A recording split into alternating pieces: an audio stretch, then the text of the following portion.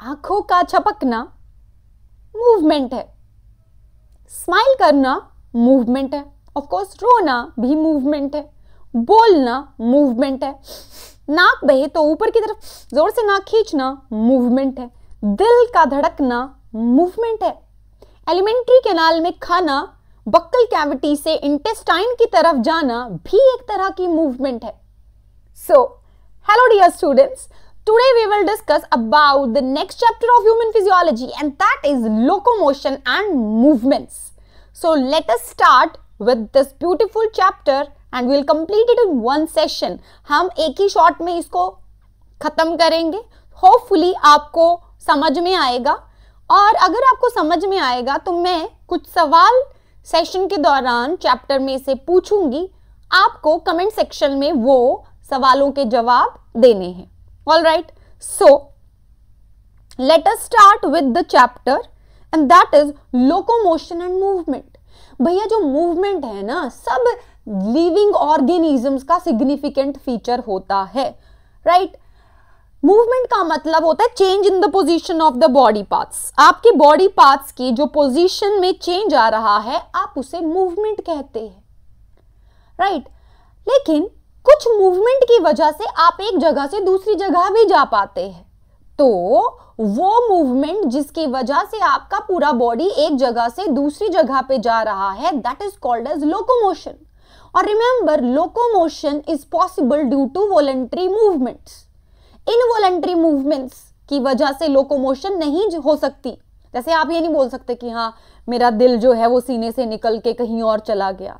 So involuntary movement will not result in locomotion, alright? सिर्फ voluntary movement ही locomotion के लिए रिस्पॉन्सिबल होती हैं। तो हम ये कह सकते हैं कि भैया ऑल लोकोमोशंस आर मूवमेंट्स। जितनी भी लोकोमोशंस हैं वो मूवमेंट्स की वजह से पॉसिबल है, लेकिन जितनी भी मूवमेंट्स हैं they will not result in locomotion, और ऑल मूवमेंट्स आर नॉट लोकोमोशंस। ठीक है, जैसे अभी मैं यहाँ पे बैठी हुई हूँ तो यही बैठी हुई हूँ, लेकिन साथ में मैं मूवमेंट शो कर रही हूँ, movements of my facial muscles, movements of my hands, I am holding the pain in my hand, I am giving the I am changing the expressions of my face, so that all are the forms of movements. all right, अब देखिए हमारे शरीर में जो movements है वो अलग अलग प्रकार की होती हैं। so let us discuss about types of movements, not types of amoeboid movements, types of movements in human body। भैया इसमें सबसे पहले है amoeboid movements। amoeboid movement का क्या मतलब है? क्या हमारे शरीर में अमीबा है? तो नहीं, हमारे शरीर में अमीबा तो नहीं, लेकिन अमीबा की तरह सूडोपोडिया बनाने वाले सेल्स होते हैं जो कि फैगोसाइटोसिस के लिए रिस्पॉन्सिबल होते हैं। जैसे कि हमारे ब्लड में जो WBCs या ल्यूकोसाइट्स नामक सेल्स हैं या मैक्रोफेजेस होते हैं, वो शो करते हैं अमीबॉइड मूवमेंट। वो क्या करते हैं? डायापिडिसिस नामक प्रोसेस से ब्लड वेसल से बाहर निकल जाते हैं, खिसक जाते हैं, कैपिलरीज की एंडोथेलियम में से सरक लेते हैं और इंटरसेलुलर स्पेसेस में चले जाते हैं। अपनी साइटोप्लाज्मिक जो एक्सटेंशंस होती हैं उनसे सूडोपोडिया लाइक प्रोसेस बनाते हैं, पैथोजन को अपने अंदर इंटरनलाइज करते हैं, और जो ये फैगोसाइट्स होते हैं उनके अंदर लाइसोसोम नामक ऑर्गेनेली का काउंट ज्यादा होता है। इंटरनलाइज्ड पैथोजन के ऊपर वो उड़ेलते हैं बहुत सारे hydrolytic enzymes from that lysosomes. Lysosomes नामक घड़े से वो हाइड्रोलिटिक एंजाइम्स को रिलीज करते हैं उस पैथोजन के ऊपर। उस पैथोजन का स्वाहा हो जाता है, फैगोसाइटोसिस हो जाती है, और जो पैथोजन है वो ब्लड के अंदर नहीं एंटर कर पाता और आपको सिस्टेमिक इन्फेक्शन या पूरे शरीर में इन्फेक्शन नहीं हो पाता। सो राइट, सो रिमेंबर, जो फैगोसाइटोसिस है वो सेल्यूलर बैरियर्स ऑफ इम्यूनिटी में आता है, और यह cellular barriers of immunity is mainly formed by the leukocytes. All right, तो ल्यूकोसाइट्स और मैक्रोफेज शो करते हैं अमीबॉइड मूवमेंट, और ऑफ कोर्स अमीबा नामक प्रोटोजोअन भी अमीबॉइड मूवमेंट शो करता है भाई। ठीक है, दूसरा है सीलियरी मूवमेंट। सीलियरी मूवमेंट में सेल्स की सरफेस के ऊपर छोटे छोटे बालों की तरह प्रोजेक्शंस होती हैं जिन्हें सीलिया कहा जाता है। भैया यह सीलिया हमारे शरीर में कहाँ पाया जाता है? जो ओवरी है, ओवरी जो हर एक मेंस्ट्रुअल साइकिल में मिडिल फेज में या ओव्यूलेटरी फेज में, अगर मेंस्ट्रुअल साइकिल 28 दिन की है तो 14वें दिन पे जो ओवा रिलीज करती है एब्डोमिनल कैविटी में, उस ओवा को इन्फंडिब्युलम की ऊपर आगे फिम्ब्रियाई नामक एक स्ट्रक्चर होता है, उसमें सिलिया लगा होता है और वो फिम्ब्रियाई जो है उस ओवा को एब्डोमिनल कैविटी से पिक करता है और वो इन्फंडिब्युलम से, एम्पुला से, इस्थमस से यूट्रस की तरफ जाता है। रिमेंबर, जो ये फैलोपियन ट्यूब में ओवा की मूवमेंट पॉसिबल हो रही है, यह मूवमेंट इस फैलोपियन ट्यूब में मौजूद सिलिएटेड एपिथेलियम की वजह से हो रही है। भैया जो सिलिएटेड एपिथेलियम होता है ना, वो एग को या सेकेंडरी oocyte को या फर्टिलाइज्ड एग को धक्का देता है और यूट्रस की तरफ मूव कराता है, राइट।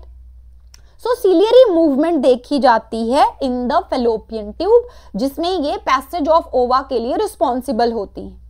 याद रखिए, जो फीमेल, एक बहुत इंपॉर्टेंट पॉइंट, जो फीमेल स्मोकिंग करती हैं, स्मोकिंग की वजह से एक्टोपिक प्रेगनेंसी होने की संभावनाएं ज्यादा हो जाती हैं। वो कैसे? भैया जो स्मोक है, जो धुआं है, उसका सीलियोटॉक्सिक इफेक्ट होता है। वह धुआं हमारे शरीर में जहां जहां सीलिया होगा उस सीलिया को पैरालाइज कर देगा। हमारे रेस्पिरेटरी ट्रैक का सीलिया भी पैरालाइज हो जाएगा। हमारी फैलोपियन ट्यूब में मौजूद जो सिलिएटेड एपिथेलियम है, सिलिएटेड कॉल्यूमिनर एपिथेलियम है, उसके सिर के ऊपर जो सीलिया लगे हुए हैं, वो सीलिया भी पैरालाइज हो जाएंगे, जिस वजह से जो फर्टिलाइज्ड एग है या जो जाइगोट है फैलोपियन ट्यूब में, वो एम्पुला से इजीली मूव नहीं कर पाएगा यूट्रस की तरफ, जो उसका एक्चुअल साइट है इम्प्लांटेशन का। तो यह जो फर्टिलाइज्ड एग है या जाइगोट है, ये बेचारा फैलोपियन ट्यूब में ही जाके एम्बेड हो जाएगा और इसी कंडीशन को हम एक्टोपिक प्रेगनेंसी का नाम दे देते हैं। सो एक्टोपिक प्रेगनेंसी का रिस्क बढ़ जाता है अगर female is having an addiction of smoking because the smoke is having celiotoxic effect. All right, ठीक है बच्चा पार्टी। now तो एक तो हमारे शरीर में ओवा की पैसेज के लिए सिलियरी मूवमेंट की वजह से होता है ये पैसेज ऑफ ओवा। दूसरा, हमारे ट्रैकिया में, हमारे रेस्पिरेटरी ट्रैक में अगर कोई डस्ट पार्टिकल या जर्म पार्टिकल मुंह एंटर कर जाते हैं इनहेल्ड हवा के साथ, तो सीलिया उसको चपेट मार मार के, उस डस्ट पार्टिकल को चपेट मार मार के ऊपर की तरफ, फेरिंग्स की तरफ धक्का देता है। यह डस्ट या जर्म पार्टिकल स्पिट से हम तो या तो बाहर निकाल देते हैं या उसको निगल जाते हैं। तो कई बच्चों को लगता है कि मैम फिर से हम अंदर ले गए डस्ट या जर्म पार्टिकल को, तो जर्म पार्टिकल तो हमारे पेट में चला गया और इन्फेक्शन कॉज कर देगा। सो भाई साहब अभी थोड़ा धीरज धरो। जब पैथोजन या जब वो कोटेड जो पैथोजन है उसके चारों तरफ म्यूकस लगा हुआ है, तो भैया उस म्यूकस कोटेड जर्म पार्टिकल का जो अटैचमेंट साइट है वो इस म्यूकस से पूरा छुप गया है। सारे चारों तरफ एक स्लाइमी म्यूसिलेजिनस सब्सटेंस म्यूकस चिपक गया है इसके ऊपर। अब और साथ में जब ये पैथोजन, म्यूकस कोटेड पैथोजन आपके स्टमक में जाएगा, तो स्टमक में है हाइड्रोक्लोरिक एसिड। यह हाइड्रोक्लोरिक एसिड उस पैथोजन का अगेन स्वाहा कर देगा, right. So it will not cause the disease. Now next type of movement in our body is flagellar movement. Flagella invagination, cilia और फ्लैजुला इन्वेजिनेशन होती है सेल मेम्ब्रेन की। जो फ्लैजुला होती है वो सीलिया से लंबी होती है। यह फ्लैजुलर मूवमेंट हमारी बॉडी में एक तरह के सेल शो करते हैं जिनका नाम है स्पर्म्स या spermatozoa. So spermatozoa show flagellar movement. All right, now you must be knowing, अगर हम फ्लैजुलर मूवमेंट की बात करते हैं तो आपने स्पॉन्जेस नामक प्राणी सुना होगा। जो स्पॉन्जेस नामक प्राणी है वो पॉरीफेरा नामक फाइलम को बिलोंग करते हैं। यह पॉरीफेरा पानी में रहते हैं और मोस्टली वो खारे पानी में रहते हैं। पानी से ही वो खाना लेते हैं, पानी से ही वो ऑक्सीजन लेते हैं, पानी के थ्रू ही वो रिलीज करते हैं कार्बन डाइऑक्साइड और एक्सक्रीटरी वेस्ट। सो रिमेंबर, जो पानी है कॉन्स्टेंटली स्पॉन्जेस की बॉडी के अंदर आता रहता है और बाहर निकलता जाता है। सो पानी के बहाव को इन स्पॉन्जेस की बॉडी के अंदर जो मेंटेन करते हैं वो एक तरह के सेल्स होते हैं, नाम है उनका कोइनोसाइट्स या फ्लैजेलेटेड सेल्स, या हम उनको कॉलर सेल्स भी कहते हैं, जो कि स्पॉन्जेस के अंदर वाटर कैनाल सिस्टम में जो पानी बह रहा है उस पानी के बहाव को बाहर की तरफ बनाकर रखते हैं। ठीक है। Flagellar movement, locomotion in euglena अगर देखते हैं, that is also possible due to the flagellar movement. ठीक है। हमारे शरीर में सबसे ज्यादा दिखने वाली, सबसे ज्यादा जो विजिबल चीजें हैं, विजिबल मूवमेंट है, वो मसल की वजह से है।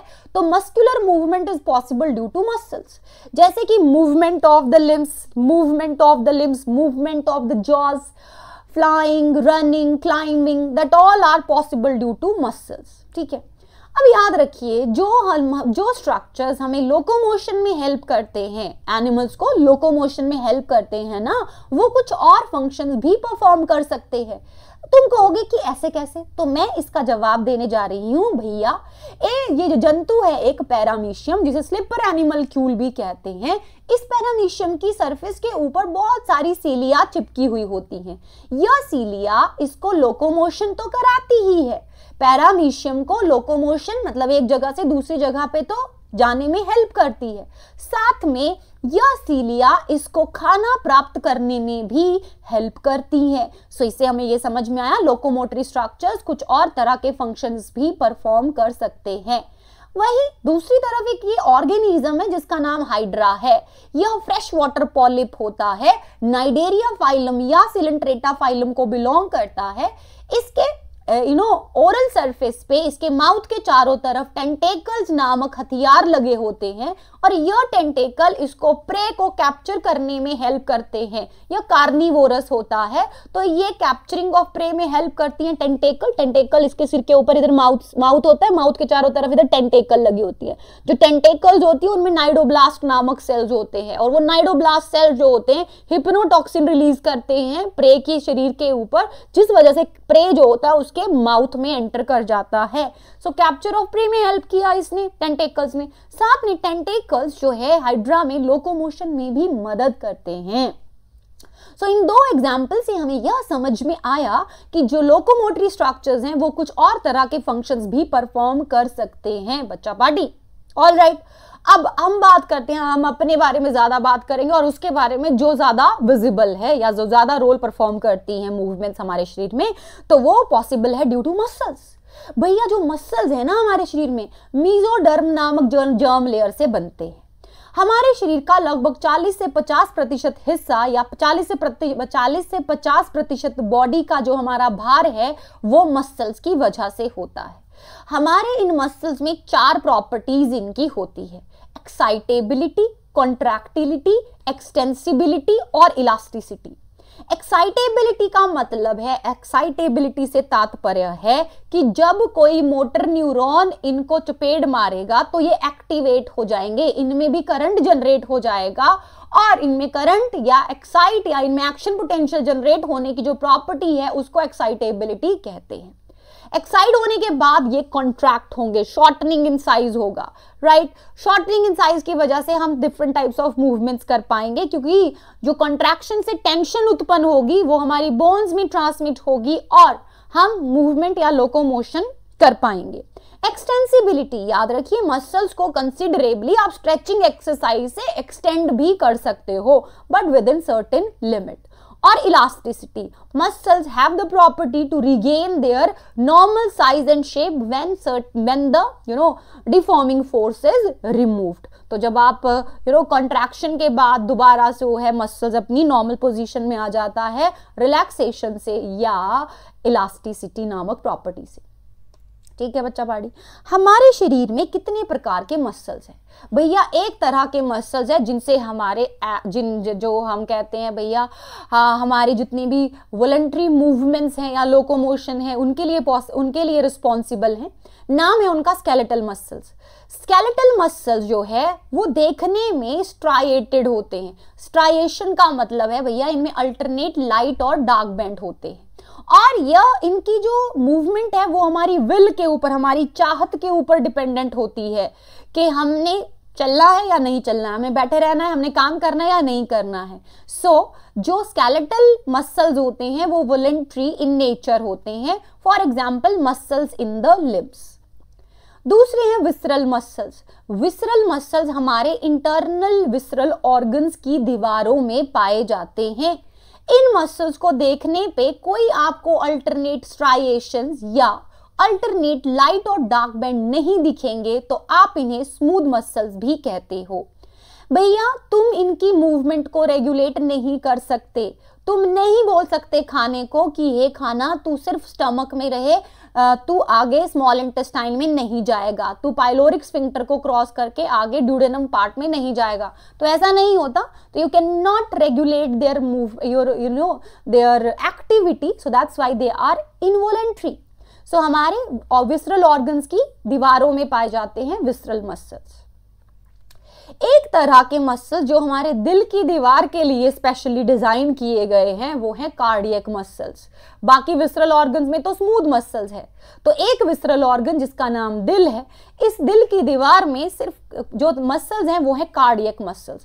कार्डियक मसल्स की स्केलेटल मसल्स के साथ समानता यह है कि ये स्ट्राइएटेड दिखते हैं, और इनकी समानता विसरल मसल्स के साथ ये है कि ये इनवॉलंटरी होते हैं।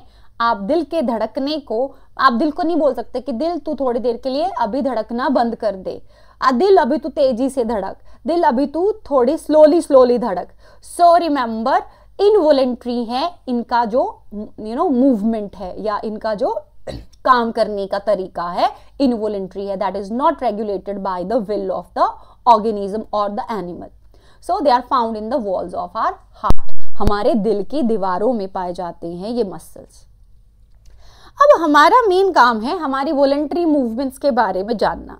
तो भैया वॉलंटरी मूवमेंट्स के लिए जो रिस्पॉन्सिबल है मसल्स वो तो स्केलेटल मसल्स है। स्केलेटल मसल्स हमारी बॉडी में हमारे स्केलेटन के साथ जुड़े हुए होते हैं। जो स्केलेटल मसल्स होते हैं इन मसल्स में बहुत सारे बंडल्स ऑफ मसल फाइबर नामक लकड़ियों के बंडल या डंठल या बंडल प्रेजेंट होते हैं मसल्स के अंदर, और इन बंडल को हम फैसिकल कहते हैं। क्या कहते हैं? फैसिकल। सो बहुत ही इंपॉर्टेंट पॉइंट, फैसिकल और फैसिया क्या भला है भैया? फैसिकल तो बंडल ऑफ मसल फाइबर्स हो गया, लेकिन बंडल्स ऑफ मसल फाइबर्स के चारों तरफ जो कॉमन कोलेजिनस शीथ होती है हम उसे फैसिया कहते हैं। So fascia is a common collagenous sheath around the bundles of muscle fibres.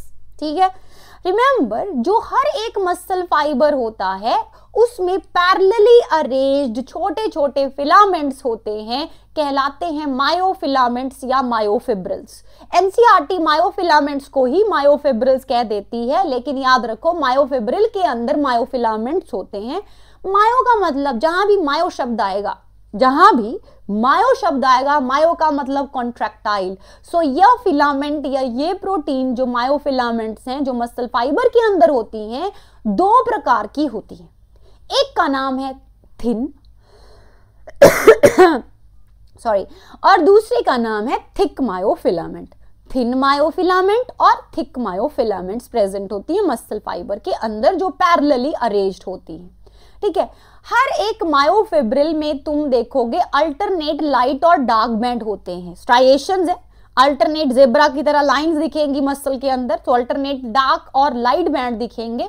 और यह डार्क और लाइट बैंड तुमसे पूछा जाए काहे, किस वजह से आते हैं, तो तुम कहोगे कि due to the actin and myosin distribution. There is difference in the actin and myosin distribution in the striated muscles, जिस वजह से आपको अल्टरनेट लाइट और डार्क बैंड्स दिखते हैं।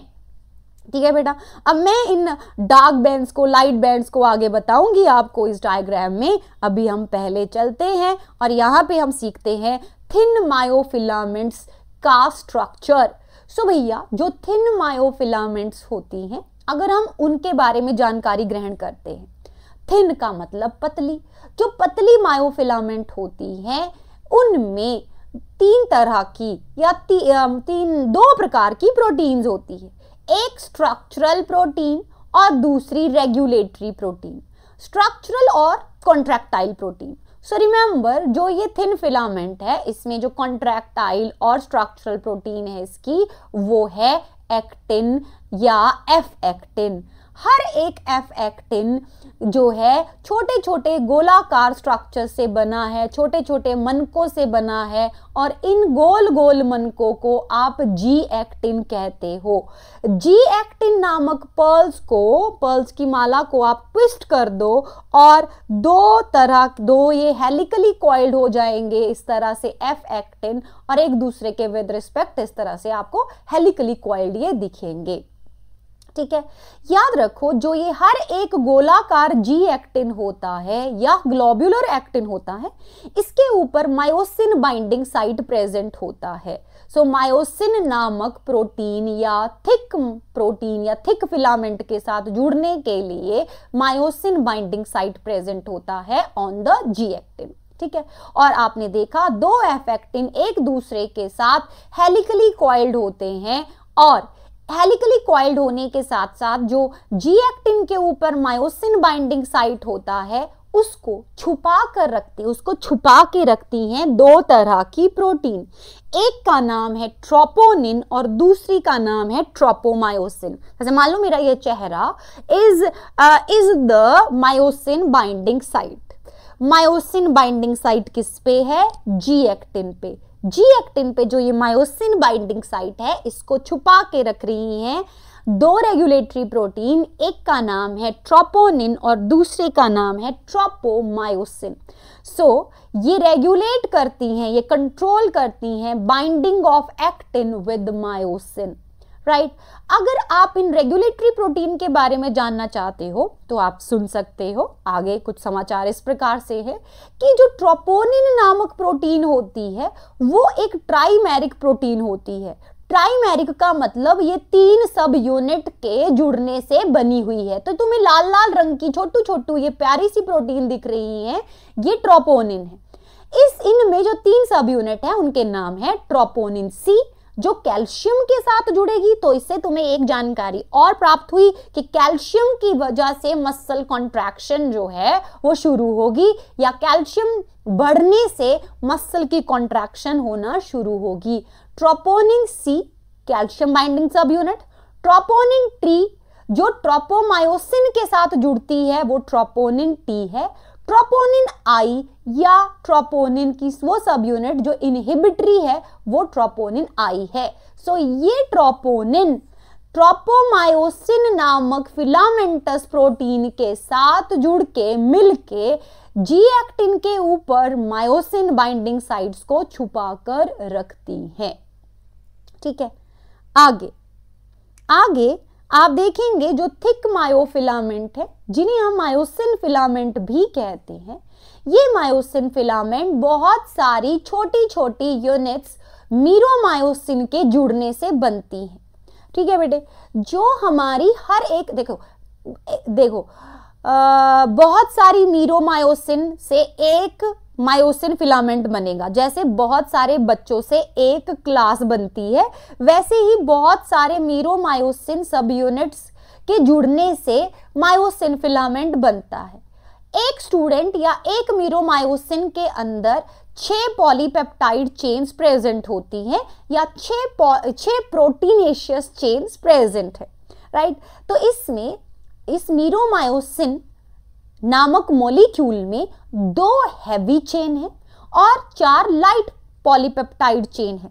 हैवी का मतलब भैया इनका मॉलिक्यूलर वेट ज्यादा है, लाइट का मतलब इनका मॉलिक्यूलर वेट कम है। ठीक है, तो हैवी जो चेन्स होती हैं, इन हैवी चेन्स में अगर आप देखोगे ये हैवी चेन है, इस हैवी चेन का एक गोल सिर होता है, ग्लोब्यूलर हेड होता है और एक टेल होती है, एक पूंछ होती है।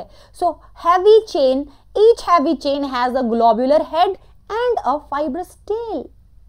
ठीक है, अब समझो जो ग्लोब्यूलर हेड होता है उसके पास प्रेजेंट होता है 2 चीजें, एक एक्टिन के साथ जुड़ने के लिए साइट और दूसरा एटीपी बाइंडिंग साइट। बहुत इंपॉर्टेंट तथ्य कि मायोसिन के हेड में या मीरोमायोसिन की हैवी चेन के हेड में कौन से दो साइट्स मौजूद होते हैं?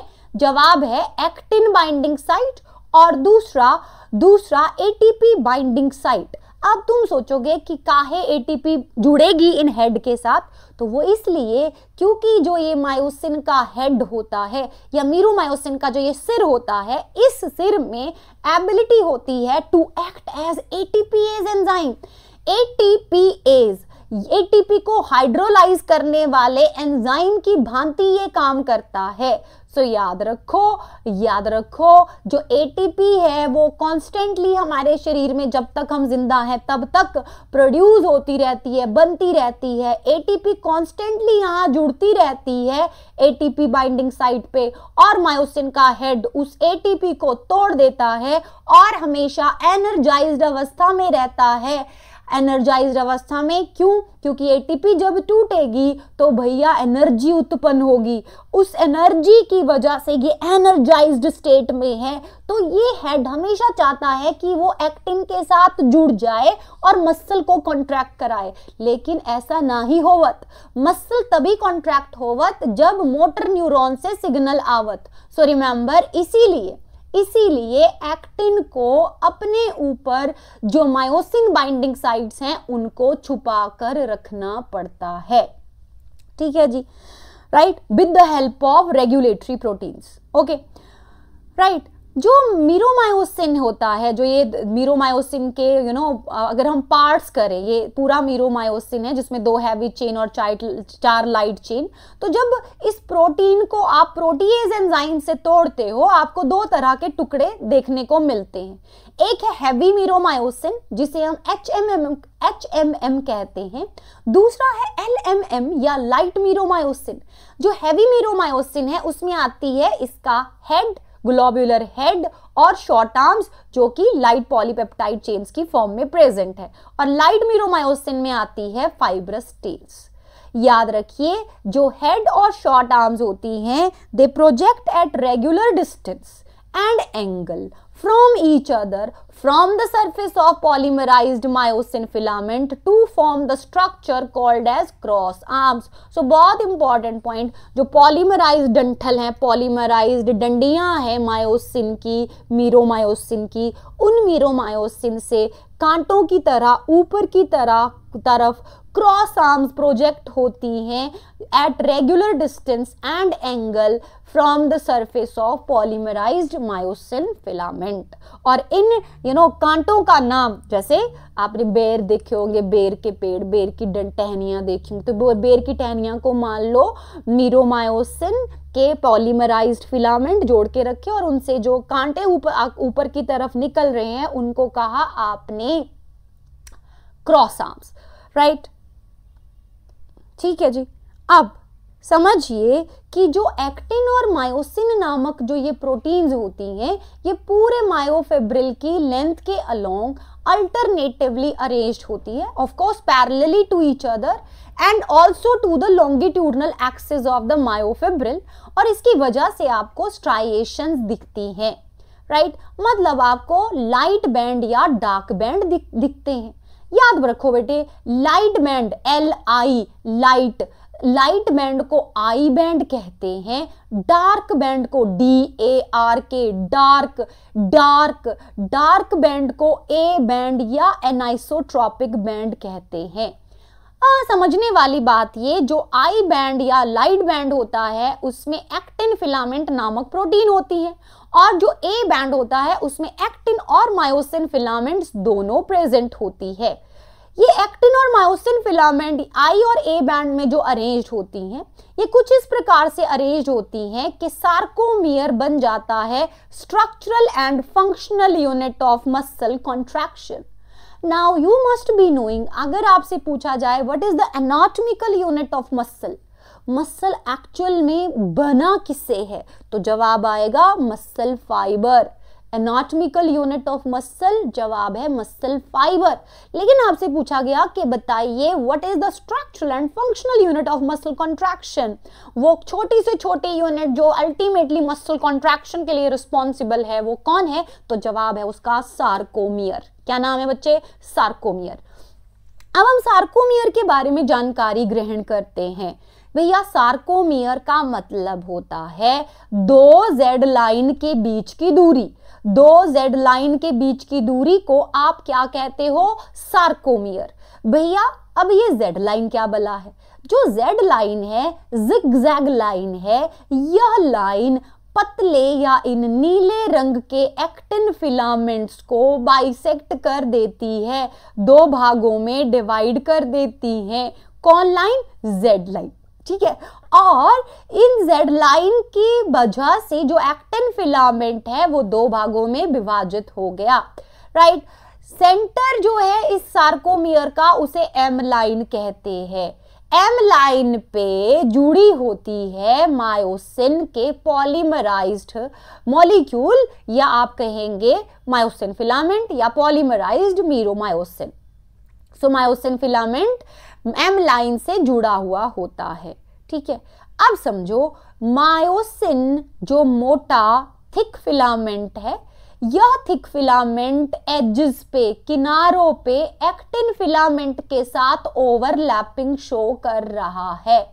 तो जहां से ओवरलैपिंग होना शुरू हुई एक्टिन और मायोसिन के बीच में, वहां से लेके दूसरे कोने तक जहां पे ओवरलैपिंग हो रही है एक्टिन और मायोसिन की, यह बैंड बन जाता है an isotropic band. An isotropic band क्यों?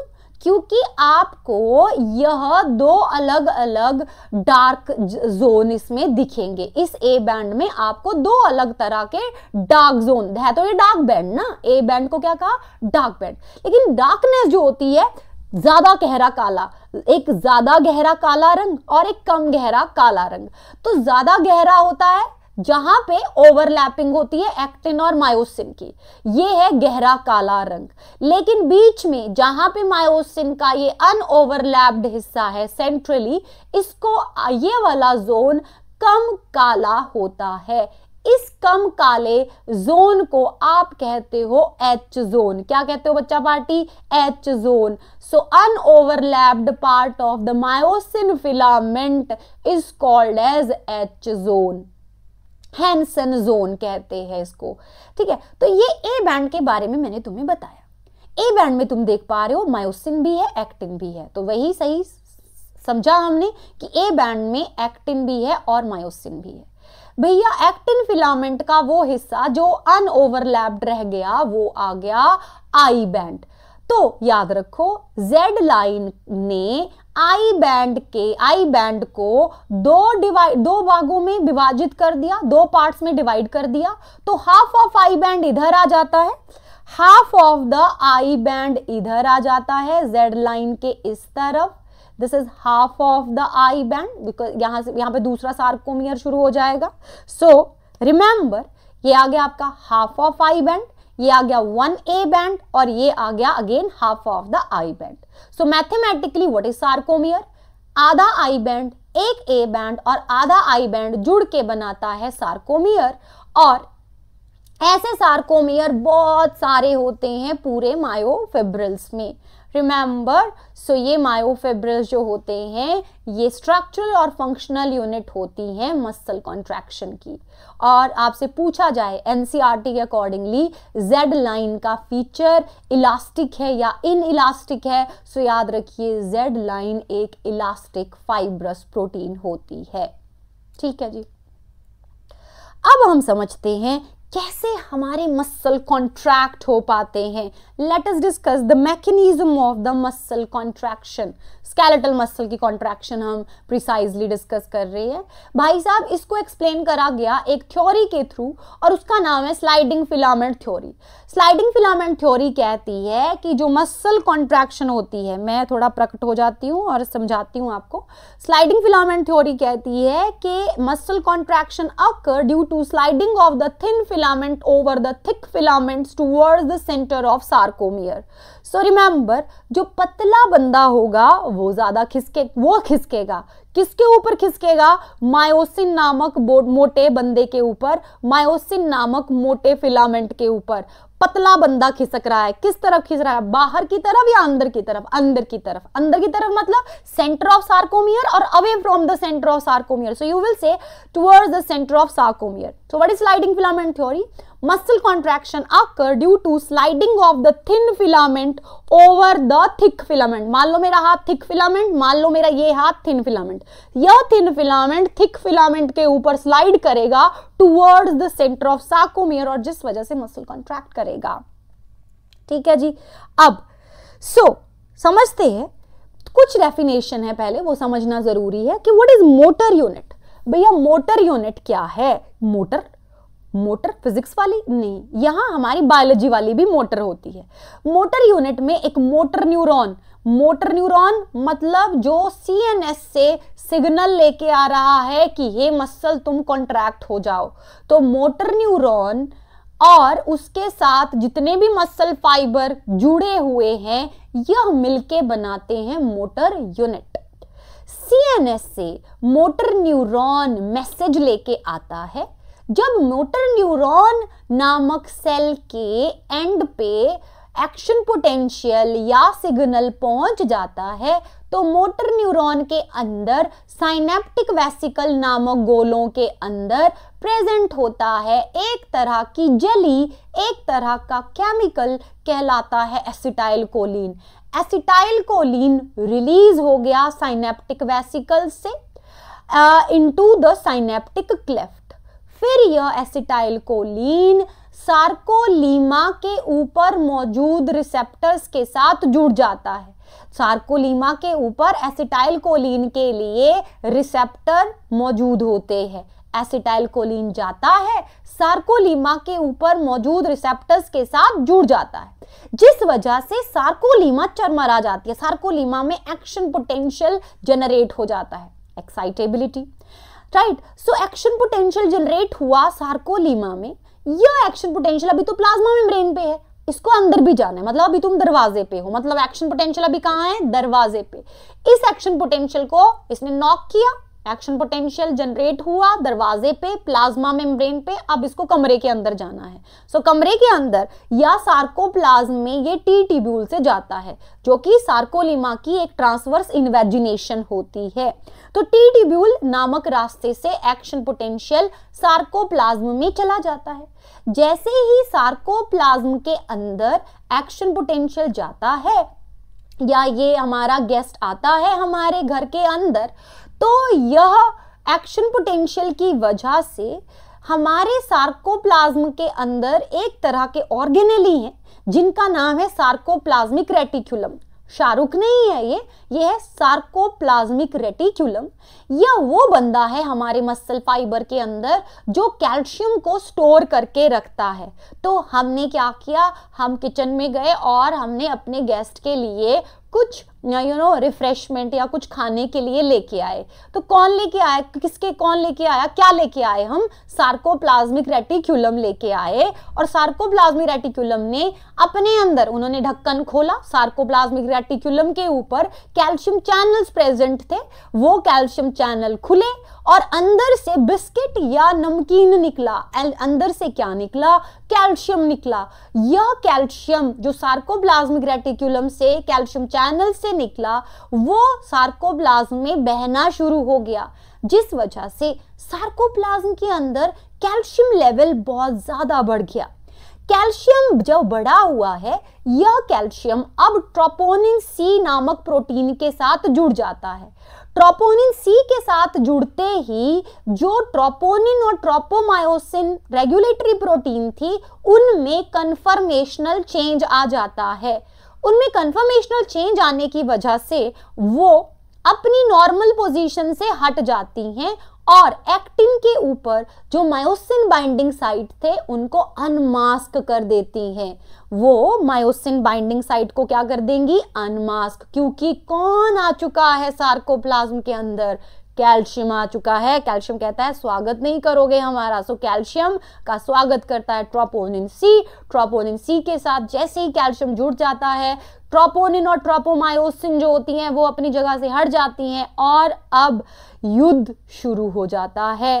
इस कहानी में अब आगे क्या होगा भैया? अब क्या होगा? जो मायोसिन के लिए एक्टिन के ऊपर जगह थी वो अनमास्क हो चुकी है। अब मायोसिन का एनर्जाइज्ड हेड क्या करता है, एक्टिन के साथ क्रॉस आर्म बना देता है, क्रॉस आर्म नहीं, क्रॉस ब्रिज बना देता है। रिमेंबर, नॉट क्रॉस आर्म, क्या बनाता है, cross bridge.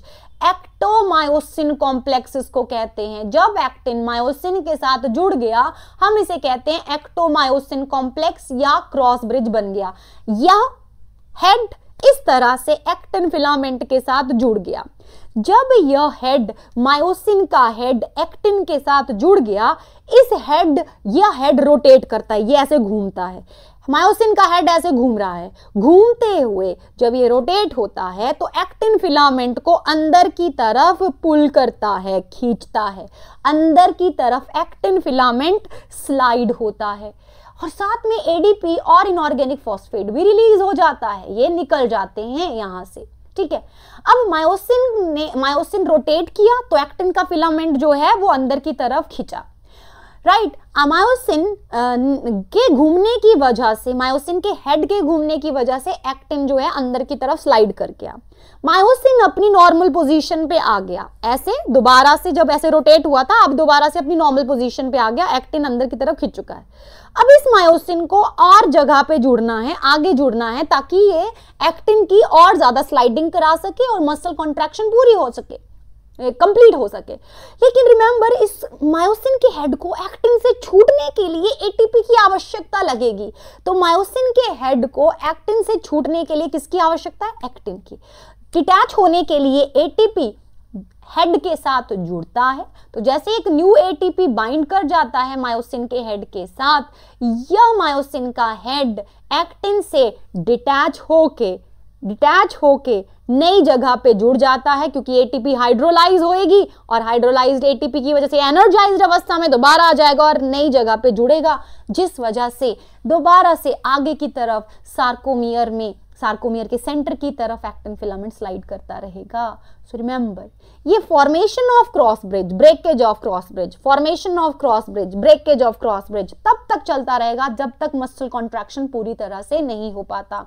So cycles of formation and breakage of cross bridge will continues up to the complete muscle contraction. So you must be knowing बेटे कि भैया एक्टिन की बहुत ज्यादा आवश्यकता होती है मायोसिन के हेड को एक्टिन से छूटने के लिए। सो समझो, जब हमारी मृत्यु हो जाएगी, जब हम इस मृत्यु लोक से परधाम की तरफ भगवान के पास जाएंगे, तो हमारा जो शरीर है उसके अंदर एटीपी की प्रोडक्शन बंद हो जाएगी, एटीपी बनना बंद। जैसे ही एटीपी बनना बंद, हम मर गए। एटीपी नहीं तो मायोसिन का हेड जो एक्टिन के साथ जुड़ा हुआ है वो डिटैच नहीं हो पाएगा, जिस वजह से मायोसिन का हेड एक्टिन के साथ लॉक्ड कंडीशन में ही रह जाएगा और मरे हुए व्यक्ति का जो शरीर है वो स्टिफ हो जाएगा और इस कंडीशन को कहते हैं रिगर मोर्टिस। मरने के बाद रिगर हो गया बंदे का शरीर, मतलब पूरा ऐसे स्टिफ हो गया, and that's postmortem stiffening of the body after the death of the person is called as rigor mortis. ठीक है, उसके बाद सड़ना शुरू हो जाएगा क्योंकि सारी स्ट्रक्चरल प्रोटीन्स जो है वो डिटेरियोरेट होना शुरू हो जाएंगी। ठीक है, so that is another information dear. Okay, yeah so यहाँ पे मैंने तुम्हें बताया कि cycle of formation and breakage of cross bridge चलती रहती है जब तक पूरा मसल कॉन्ट्रैक्ट नहीं होता। फिर उसके बाद जब मसल कॉन्ट्रैक्ट हो जाता है तो कैल्शियम को दोबारा से, जब हमारे घर से हमारे अतिथि चले जाते हैं, तो हम सारे बिस्किट्स को, सारे नमकीन को दोबारा से हम अपने डब्बों में भर देते हैं, या सार्कोप्लाज्मिक रेटिकुलम में जो सिस्टर्ने होते हैं उसके अंदर पूरा कैल्शियम दोबारा से चला जाता है, जिसकी वजह से कैल्शियम लेवल सार्कोप्लाज्म में घट गया। कैल्शियम घट गया तो ट्रोपोनिन सी के साथ अब कैल्शियम नहीं जुड़ता, जिस वजह से अब ट्रोपोनिन और ट्रोपोमायोसिन दोनों प्रोटीन दोबारा से अपनी नॉर्मल पोजीशन पे आ जाती है, नॉर्मल हालात में आ जाती हैं और मायोसिन बाइंडिंग साइट को मास्क कर लेती हैं ऑन द एक्टिन फिलामेंट।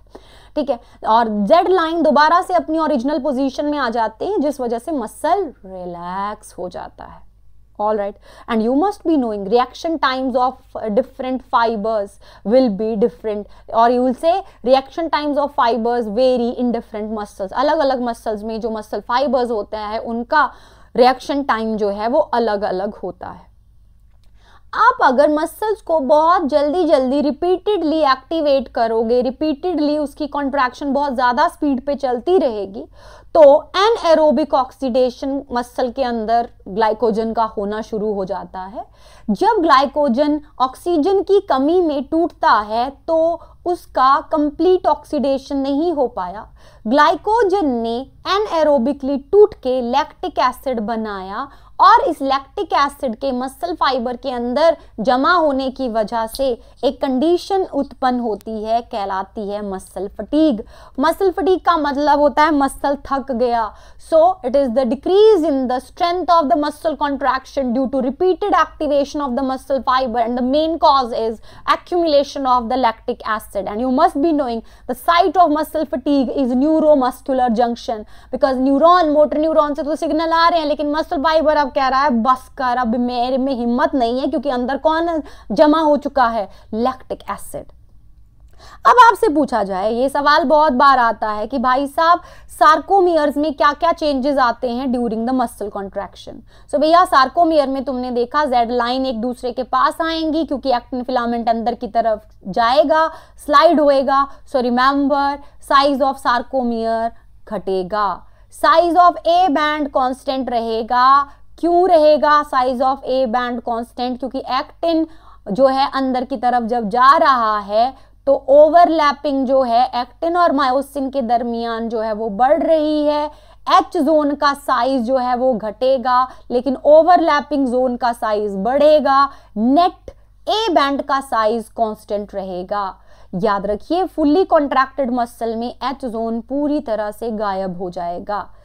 अब एक्टिन अंदर की तरफ स्लाइड हो रहा है, बहुत सीधी सी बात है। एक्टिन का अनओवरलैप्ड हिस्सा तो आई बैंड था, तो भैया ओवरलैपिंग जब बढ़ रही है, अनओवरलैप्ड हिस्सा एक्टिन फिलामेंट का घट रहा है, तो बहुत सीधी सी बात आई बैंड का साइज जो है वो घटेगा ड्यूरिंग मसल कॉन्ट्रैक्शन। तो जो चीजें घटेंगी वो है साइज ऑफ सार्कोमियर और है size of the I band. और याद रखिए size of the H zone also decreases, जबकि लेंथ ऑफ द और size of the A band and length of the myofilament will remain the same. अब आप कहेंगे ma'am length of the myofilament will remain same मतलब इसका मतलब ये है बच्चा पार्टी कि तुमने प्रोटीन को कैंची लेके तोड़ा नहीं, तुमने मायोफिलामेंट जो एक्टिन और मायोसिन है उनको नहीं तोड़ा, उनको कट नहीं किया। It is just the sliding of the thin filament occurring over the thick filament. So it is just the overlapping which increases, not the length of the myofilament. It will change, it will remain the same. ठीक है, तो muscle के बारे में इतनी भरपूर जानकारी प्राप्त करने के बाद हमारा दिमाग कहता है कि क्यों ना मसल जिसके साथ जुड़े हैं उसको भी समझ लिया जाए। सो भैया मसल जिसके साथ जुड़े हुए हैं वो है हमारा स्केलेटन। हमारे स्केलेटन में आती हैं हमारी हड्डियां और कार्टिलेजेस। हमारी जो हड्डियां होती हैं उन हड्डियों को हम दो डिवीजन में डिवाइड करते हैं। एक है ये हमारा एक्सियल स्केलेटन जो हमारी मेन एक्सिस के अलोंग रहता है, और दूसरा है अपेंडिकुलर स्केलेटन जिसमें आते हैं हमारे गर्डल्स और लिम्ब बोन्स। गर्डल्स वो बंदे हैं जो एक्सियल स्केलेटन को लिम्ब बोन्स के साथ कनेक्ट करते हैं। ठीक है जी। हमारे स्केलेटन में हम जब एडल्ट ह्यूमन बीइंग की बात करते हैं तो एक एडल्ट ह्यूमन बीइंग के शरीर में 206 हड्डियां हैं। अनटिल एंड अनलेस उसकी कभी पिटाई, मतलब मान लो किसी की हड्डियां टूट गई तो ज्यादा हो सकती हैं, but otherwise there are 206 bones, जिसमें से ये वाला बंदा जो हमारा एक्सियल स्केलेटन है, हमारी मेन एक्सिस के अलोंग होता है, इसमें प्रेजेंट होती हैं 80 हड्डियां।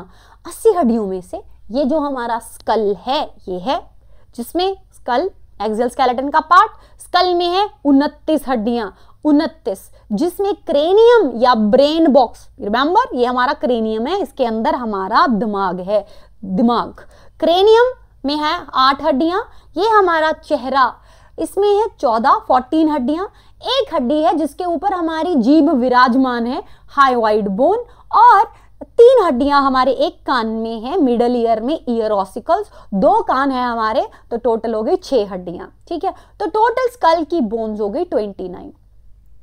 वर्टिब्रल कॉलम या हमारी रीढ़ की हड्डी में है 26 सीरियली अरेंज्ड हड्डियां, जिन्हें वर्टिब्री कहते हैं। हमारी गर्दन में सर्वाइकल हड्डियां हैं 7।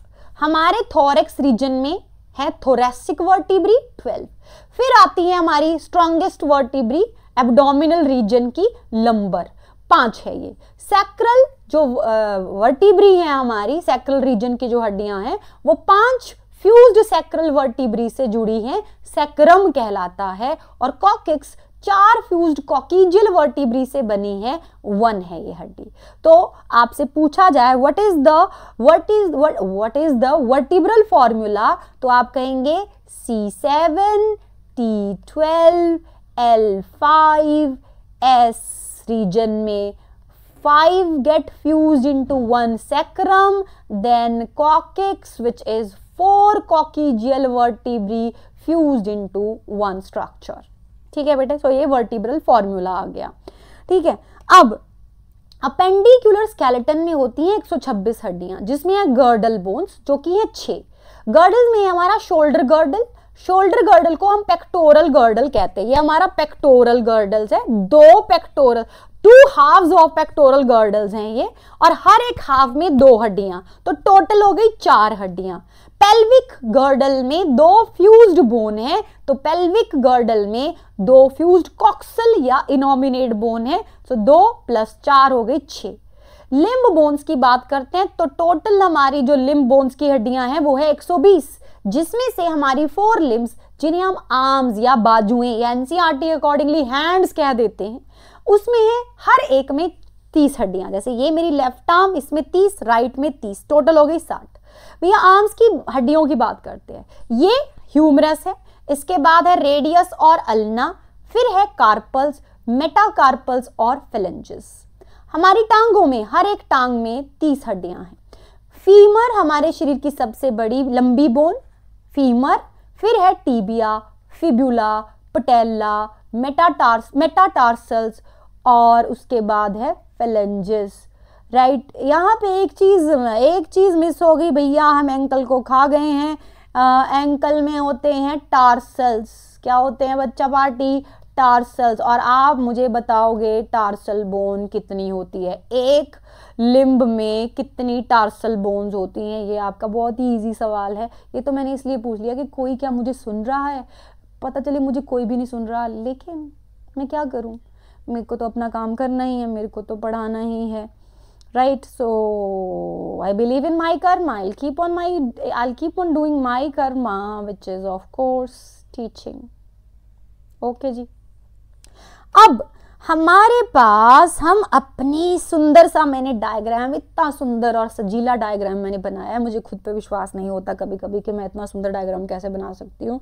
लेकिन ये करत करत अभ्यास के जड़मती होत सुजान, रसरी आवत जात ते सिल पर परत निशान।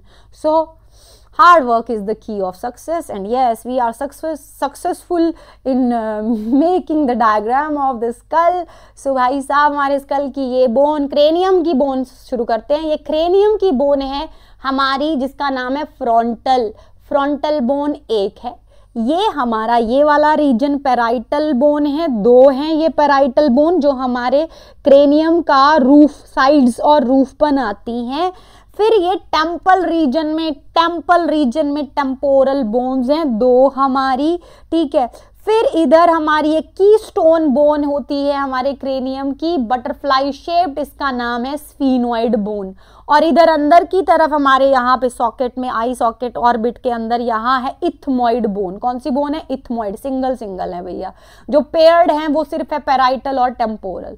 और वो बोन जो हमारा बेस बनाती है, स्कल का जो बेस है वो बनाती है ऑसिपिटल बोन। कौन सी बोन? Occipital bone. इस ऑसिपिटल बोन में 2 डिप्रेशंस होते हैं जिन्हें कहते हैं ऑसिपिटल कॉन्डाइल्स। इन ऑसिपिटल कॉन्डाइल्स के थ्रू हमारी जो वर्टिब्रा है एटलस वो हमारे स्कल के साथ जुड़ी हुई है, तो 2 कंडाइल से हमारी एटलस जुड़ी हुई है with the occipital bone and hence our skull is dicondylic skull. ठीक है, so mammals have which skull, dicondylic skull including human beings. हमारे स्कल में हो गई टोटल 8 हड्डियां। 8 हड्डियां कैसे भैया, पैराइटल और टेम्पोरल हो गई 4, ये हो गई 5 occipital bone, frontal 6, sphenoid 7, ethmoid 8। ठीक है, क्रेनियम का कार्य क्या होता है, ये हमारे दिमाग को प्रोटेक्ट करके रखता है। ठीक है, और हमारा जो क्रेनियम होता है हमारी वर्टिब्रल कॉलम के ऊपरी भाग के साथ जुड़ के हमारे स्कल को, हमारे सिर के भाग को, हमारे सिर को चकता है, उठाता है। राइट, तो डाइकोंडाइलिक स्कल। हमारा फेस में 14 हड्डियां या 14 बोन्स होती हैं, जैसे कि इधर है हमारी, जहां हमारे लैक्राइमल ग्लैंड्स विराजमान होते हैं, लैक्राइमल बोन। इधर है हमारी नेजल बोन, ये हमारे जहां हम ब्लशर लगाते हैं, ये है जाइगोमैटिक बोन्स 2। मैक्सिला में 2 ये अपर जॉ बनाती हैं, 2 मैक्सिलरी बोन। यह मैंडिबल है, सिंगल होती है, लोअर जॉ की बोन है। बाकी बोन्स हमारे फेस की हैं, इंफीरियर नेजल कॉन्ग के अंदर नेजल चैम्बर में होते हैं ये। पैलेटाइन बोन जो हमारा हार्ड पैलेट होता है, 2 हार्ड यहाँ पे पैलेटाइन बोन्स होती हैं, फ्यूज हो जाती हैं। और वोमर यहाँ होती है टिप ऑफ नोज पे, वोमर सिंगल अनपेयर्ड बोन होती है।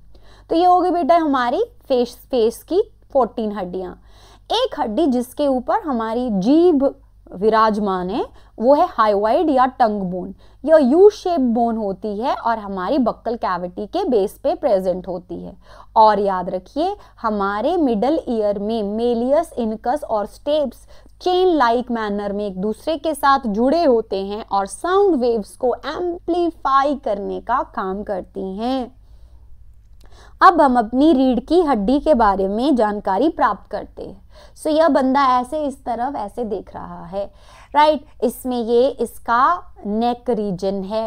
नेक रीजन में जो वर्टिब्री हैं वो है सर्वाइकल 7, उसके बाद ये थोरैसिक वर्टिब्री हैं हमारी बेटे, फिर उसके बाद है लंबर वर्टिब्री, फिर है सैक्रम और फिर है कॉकेक्स।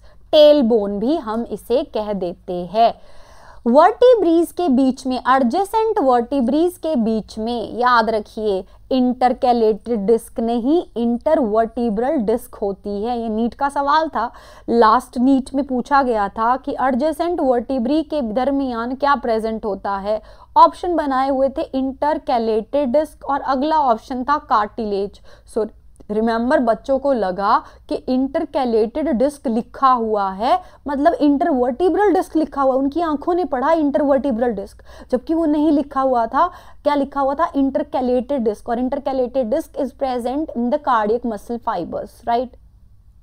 सो गलती, सिली मिस्टेक्स ना करें आप। इंटरवर्टिब्रल डिस्क कार्टिलेज की बनी होती है, वाइट फाइब्रस कार्टिलेज की बनी हुई होती हैं और यह शॉक एब्जॉर्बर की तरह भी काम करती हैं और एडजेसेंट वर्टिब्री के दरमियान फ्रिक्शन को भी रोकती हैं, राइट। इंटरवर्टिब्रल डिस्क की वजह से 2 वर्टिब्री के सेंट्रम या बॉडी के बीच में जो जॉइंट्स होते हैं या इंटरवर्टिब्रल जॉइंट वो बन जाते हैं कार्टिलेजिनस जॉइंट या स्लाइटली मूवेबल जॉइंट, ठीक है।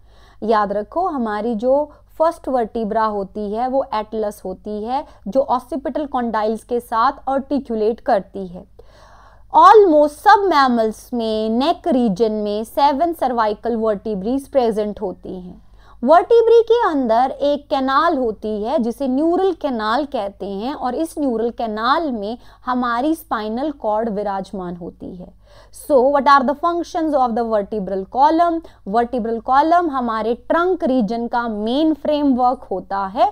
दूसरा, ये हमारी स्पाइनल कॉर्ड को प्रोटेक्ट करता है। तीसरा, हमारी जो रिब्स होती हैं वो थोरैसिक वर्टिब्री के साथ जुड़ के बनाती हैं रिब केज और इस इनवर्टिब्री के साथ हमारे बैक के मसल्स भी जुड़े हुए होते हैं, ठीक है बच्चा पार्टी। अब एक्सियल स्केलेटन की अगली वाली हड्डी जिसका नाम है रिब्स। कितना सुंदर बनाया यार मैंने, ओ हो भाई साहब, नजर ही ना लगे बिल्कुल भी नहीं।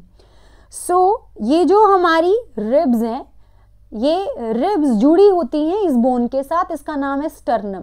स्टर्नम जो होती है एक फ्लैट बोन होती है, मिड वेंट्रल होती है, ये मिड लाइन ऑफ थॉरैक्स में प्रेजेंट होती है ऑन द वेंट्रल साइड, और स्टर्नम के साथ जुड़ी होती हैं 12 पेयर्स ऑफ रिब्स। जो 12 पेयर्स ऑफ रिब्स होती हैं वो 3 प्रकार की होती हैं, 3 प्रजातियां हैं इन रिब्स की। एक है वर्टिब्रोस्टर्नल रिब्स, दूसरी है वर्टिब्रोकॉन्ड्रल रिब्स, तीसरी है वर्टिब्रल रिब्स। जो वर्टिब्रोस्टर्नल रिब्स हैं वो सही मायने में रिब्स होती हैं, इन्हें ट्रू रिब्स कहा जाता है।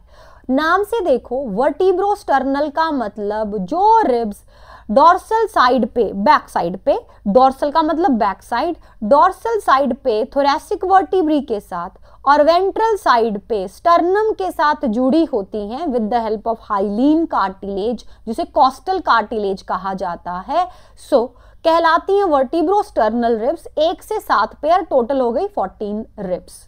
टोटल कितनी होगी? 14 रिब्स।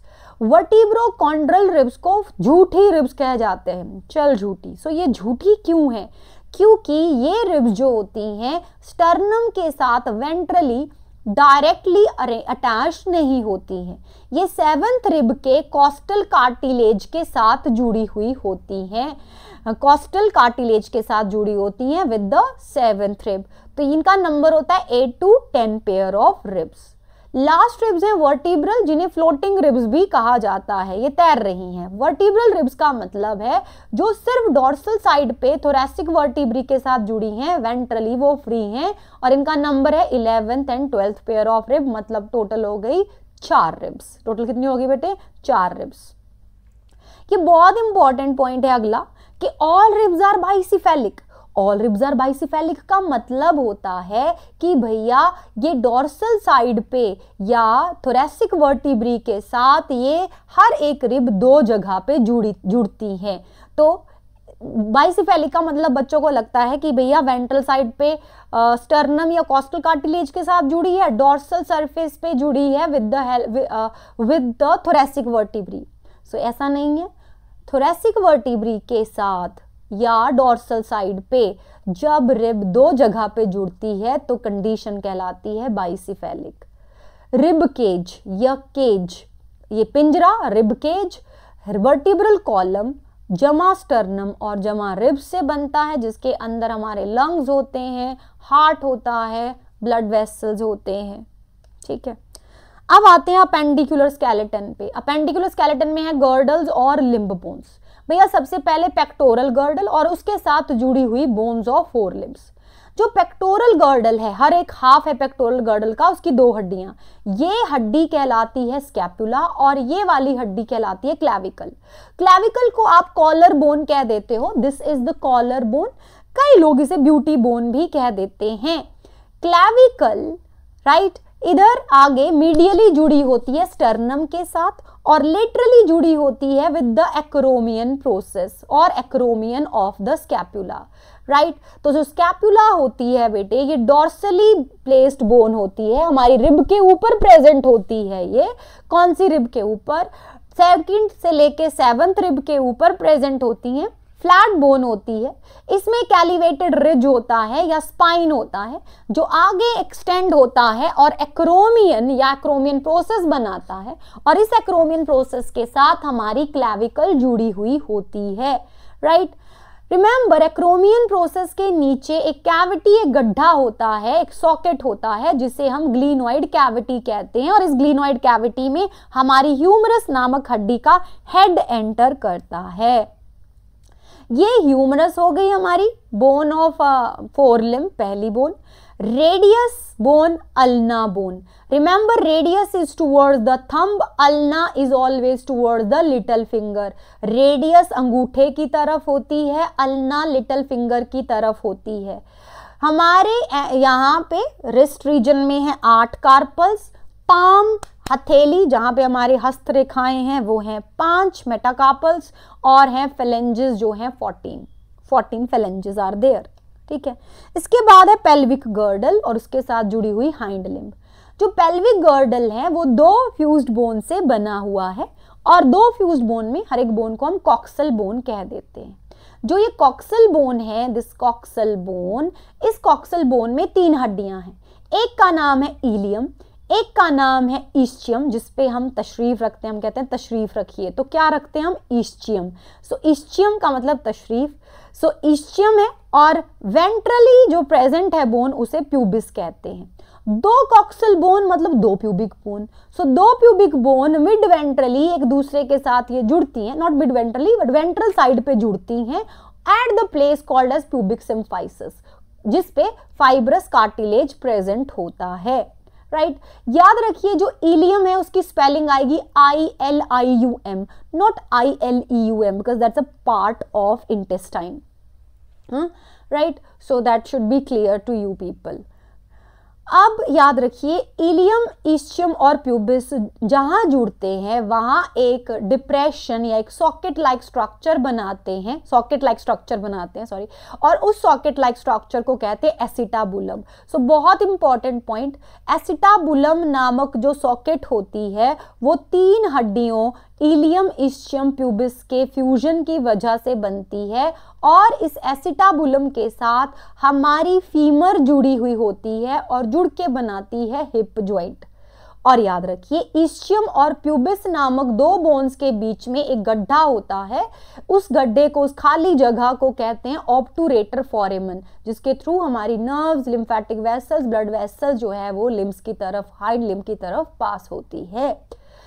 ये हमारी टांगों की पहली हड्डी, उसका नाम है फीमर, हमारे स्केलेटन की लॉन्गेस्ट बोन है। फिर है पटेला जो कि वेंट्रली प्रेजेंट होती है, इसे हम नी कैप कहते हैं। फिर है टीबिया और फिब्युला, और फिर है टार्सल जो कि 7 होते हैं, मेटाटार्सल जो कि 5 होते हैं, और फेलेंजेस जो कि 14 होती हैं। ठीक है बेटा, सो ये हैं हमारे शरीर की हड्डियां।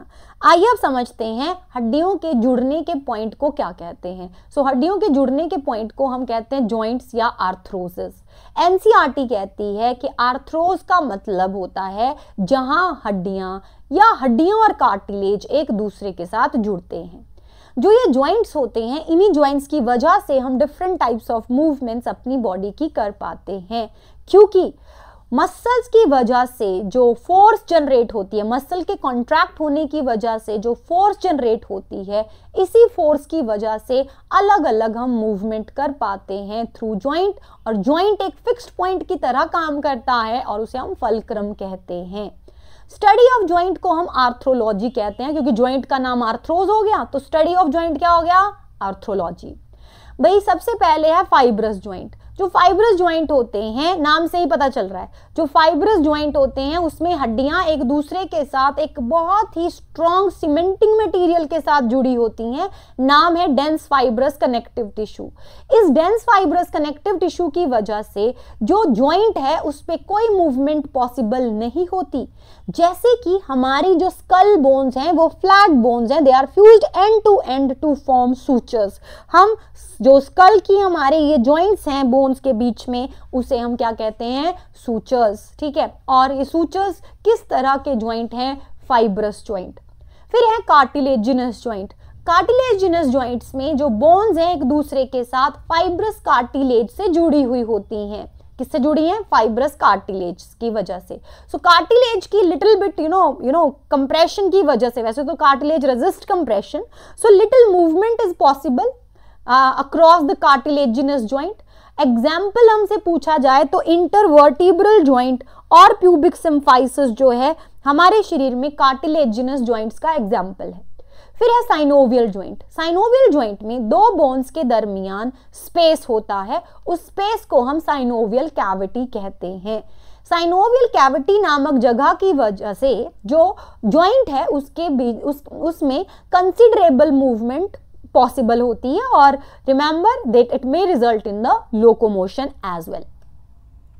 देखो इस तरह से एक हड्डी दूसरे हड्डी के साथ जब जुड़ती है तो बीच में स्पेस होता है, खाली जगह होती है, उसे हम साइनोवियल कैविटी कहते हैं। और याद रखिए हड्डी हड्डी के साथ सीधा ही नहीं जुड़ जाती, जहां भी आर्टिकुलेटिंग सरफेस जोड़ता है हड्डी का वहां पे एक कार्टिलेज होता है, और यह कार्टिलेज आर्टिकुलर जगह पे है, हड्डियों की जुड़ने वाली जगह पे है, इसलिए इसको आर्टिकुलर कार्टिलेज, जो हाइलिन कार्टिलेज ही है वो कहलाता है ये आर्टिकुलर कार्टिलेज। याद रखिए आर्टिकुलर कार्टिलेज की वजह से हड्डियों के दरमियान फ्रिक्शन नहीं होता।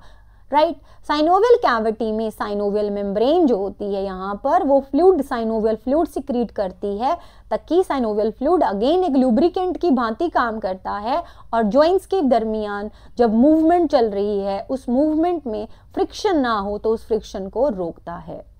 जॉइंट्स को स्टेबलाइज करता है लिगामेंट। सो रिमेंबर, लिगामेंट एक तरह का डेंस रेगुलर कनेक्टिव टिश्यू है। नीट का क्वेश्चन है ये, लिगामेंट क्या है, पिछली नीट में आया था, नीट 2023 में, कि लिगामेंट क्या है, किसका बना है। सो रिमेंबर, लिगामेंट एक तरह का डेंस रेगुलर कनेक्टिव टिश्यू होता है और यह एक बोन को दूसरी बोन के साथ कनेक्ट करके रखता है, जबकि टेंडन भी एक तरह का डेंस रेगुलर कनेक्टिव टिश्यू ही होता है जो बोन को मसल के साथ कनेक्ट करता है।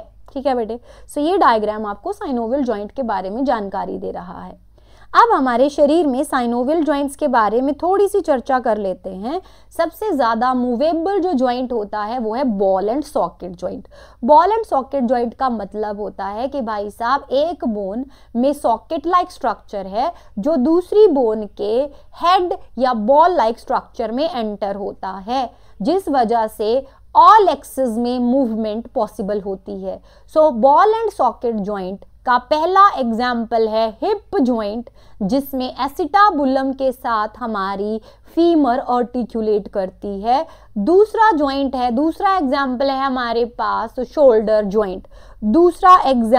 है हमारे पास शोल्डर जॉइंट। कौन सा जॉइंट बेटे? Shoulder joint. So you people must be knowing most movable joint है ball and socket. Ball and socket का रिड्यूस्ड फॉर्म है saddle joint. Reduced form ball and socket का है ये saddle joint. Saddle joint present है between carpals and metacarpals of the thumb region. Carpo metacarpal joint of the thumb form the saddle joint. Saddle joint है, ठेंगा दिखाना है ऐसे, तो सैडल जॉइंट है ये, राइट। अब एक तरह का जॉइंट जो आपके एटलस और एक्सिस के दरमियान प्रेजेंट होता है, पाइवट, रोटेटरी मूवमेंट, जैसे मैं कहती हूँ no, so no movement of head is possible due to pivot joint which is present between the atlas and axis. एक तरह का पाइवट जॉइंट और भी है हमारे स्केलेटन में, और वो है अटलैनो एक्सियल जॉइंट। अटलैनो एक्सियल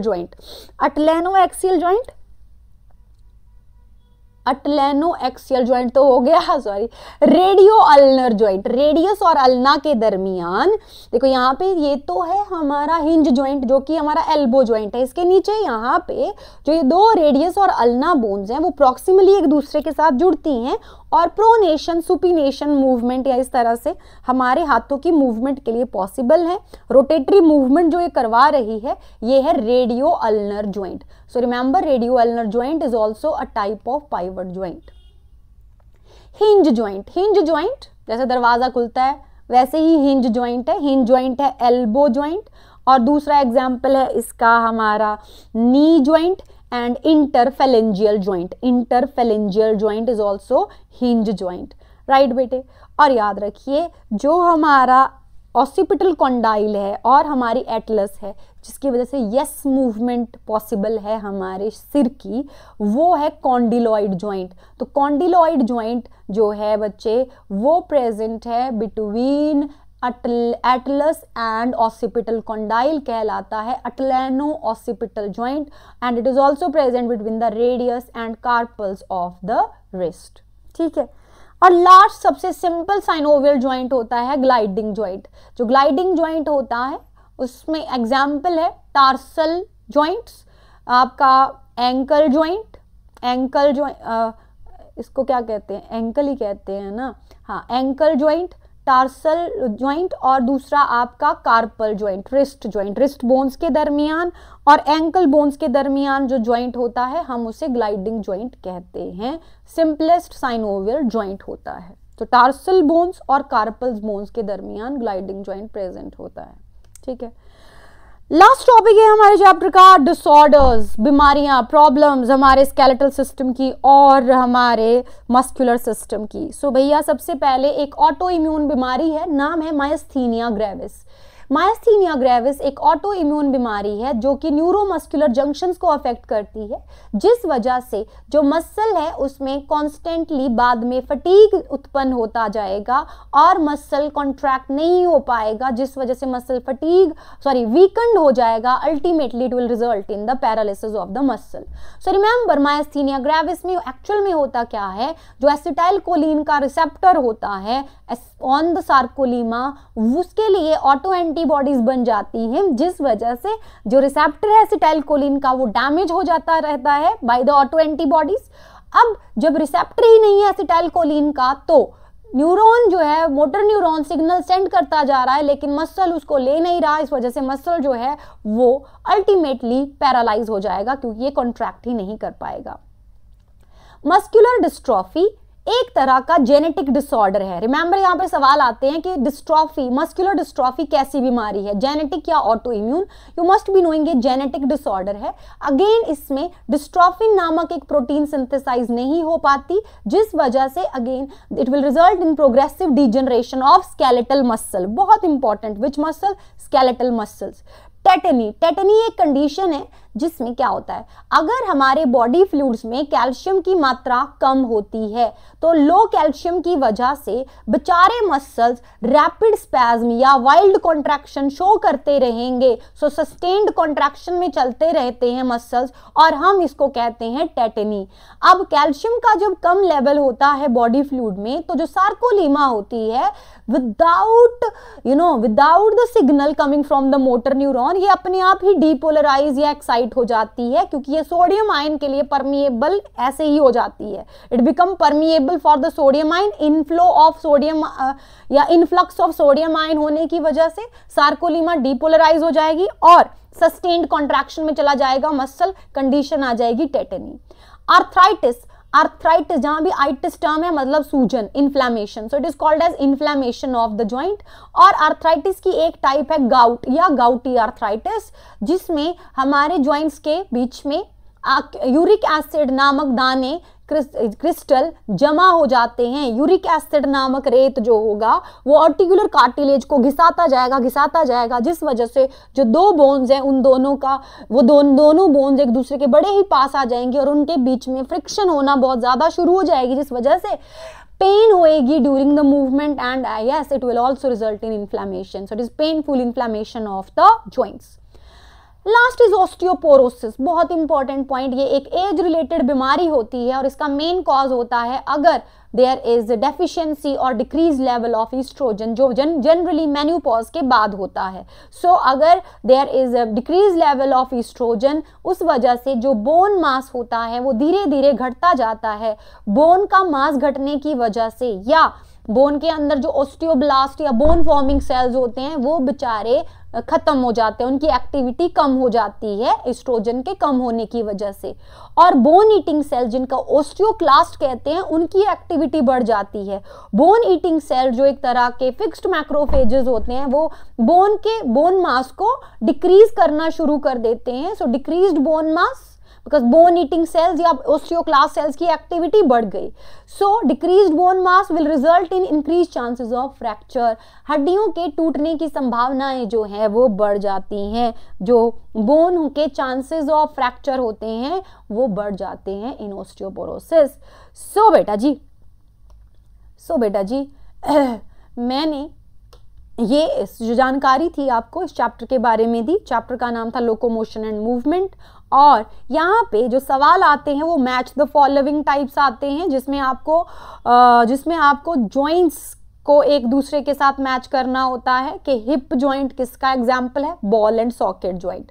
ठीक है, आपसे पूछा जाए इंटरवर्टिब्रल जॉइंट कैसा है, कार्टिलेजिनस जॉइंट है। ठीक है, आपसे पूछा जाए पाइवट जॉइंट का एग्जाम्पल बताइए, तो रेडियो अल्नर जॉइंट जो कि प्रोनेशन सुपिनेशन मूवमेंट करता है हमारे हाथ की, वो जो है एक तरह का पाइवट जॉइंट है। और एटलेनो एक्सियल जॉइंट भी पाइवट जॉइंट है जो नो मूवमेंट या अगेन रोटेटरी मूवमेंट हमारे हेड की कर रहा है।